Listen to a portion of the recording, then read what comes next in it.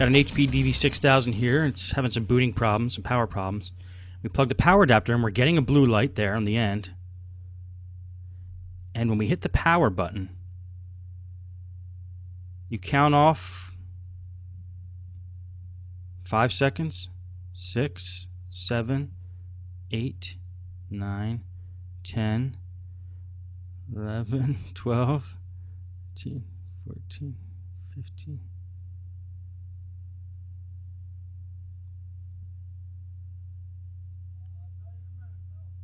About every 20 seconds, the computer turns off and reboots.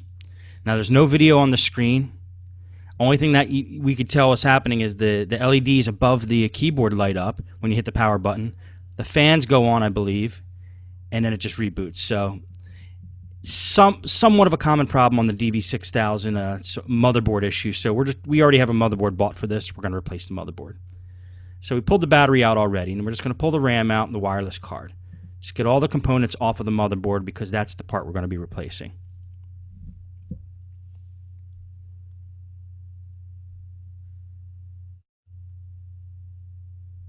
Now we're going to pull the hard drive out.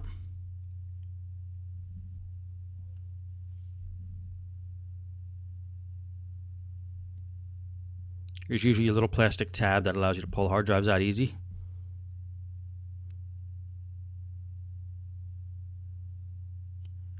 Now we're going to take the screws out of the computer that appear to be holding in the hinge cover plate, which is the next part I usually like to take off because it gives us access to the keyboard and the screen. And the dv6000 has a couple screws that hold the keyboard in as well. They have a little icon of a keyboard next to them. There's about 3 of them. And you can't get the keyboard out until you pull those out. And those are the 3 I'm pulling out now.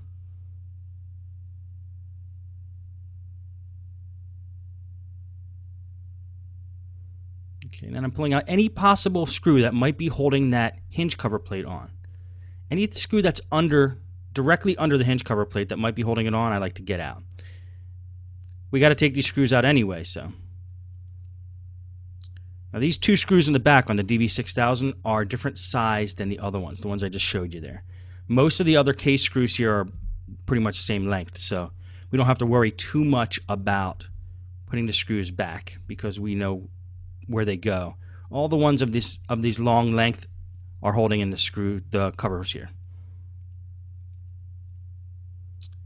And sometimes I like to do this just since I'm under the laptop here and I know I got to get to the motherboard. I'm just going to pull every screw out, including the ones that are under the hinge cover plate, but might as well get them all out now. It can't hurt.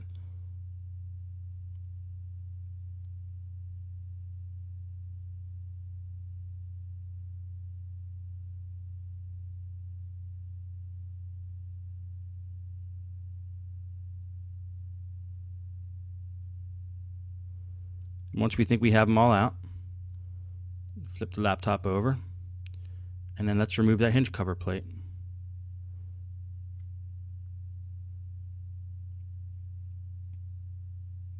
dv6000s are tricky with the hinge cover plate because on the left hand side there's a couple cables that are holding it in. So it's nice if you can get the keyboard off first. You could have access to those cables, or ribbons, I'm sorry. See those 2 black ribbons are holding the hinge cover plate in, plus there's something that's, I believe, a speaker wire that's holding it down. So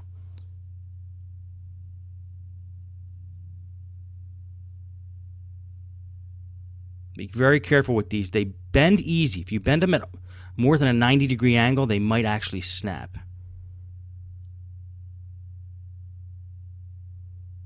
And this orange piece of tape is holding the wireless antennas into the hole that goes through the case there. It brings them into the bottom of the computer. Pull that tape off, and then we could start peeling away the wires for the wireless card, which actually lead up into the screen. So let's see if we can get the hinge cover plate off now. Now that those 2 ribbon cables are loose, there's only one other cable holding it in, a thin little cable right there that I believe is a speaker cable or something of the sort. And then we just follow these wireless antenna along, till we get back to the screen. Now we're going to start taking the screen off, and we're going to want to take the LCD cable off that's holding the screen or giving power to the screen before we pull the screen off, which we will do.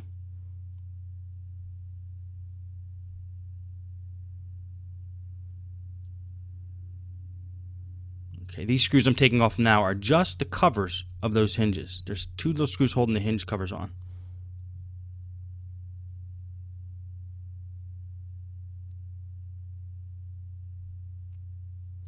And I'm taking out the touchpad ribbon cable there.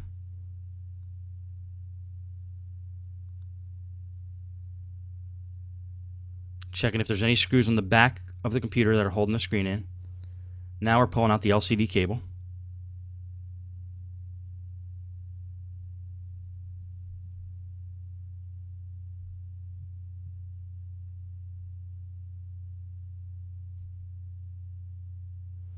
Looks like I'm looking for the correct tool here to use. Sorry about the delay. Just getting a skinny screwdriver to pull off the hinge covers. It's actually not a huge deal if you get these little black covers off. They come off with the screen, so I might give up after a while to get them off. Looks like I am. As long as they're not blocking the screws for the screen, we might be able to leave them on there.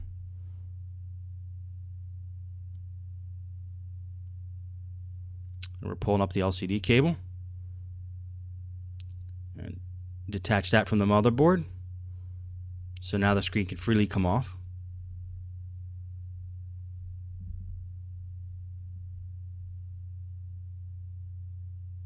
Now we're unscrewing the actual screen itself from the case.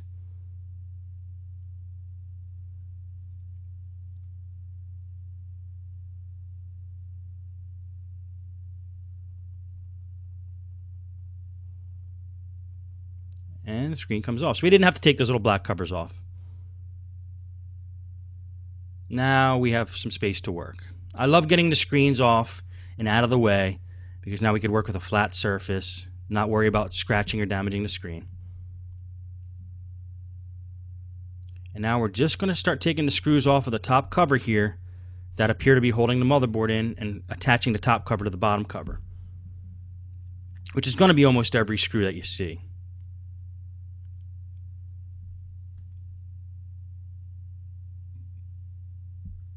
Take that back cover panel off there. Gives us access to a couple more screws. And now we should be able to pull the top cover off of the bottom cover. Check if there's any screws that you missed. And once all the ribbon cables and speaker cables and every other cable is detached and all the screws are out, we'll be able to get the cover off. When you start pulling and you feel force, look for screws that are still holding it in.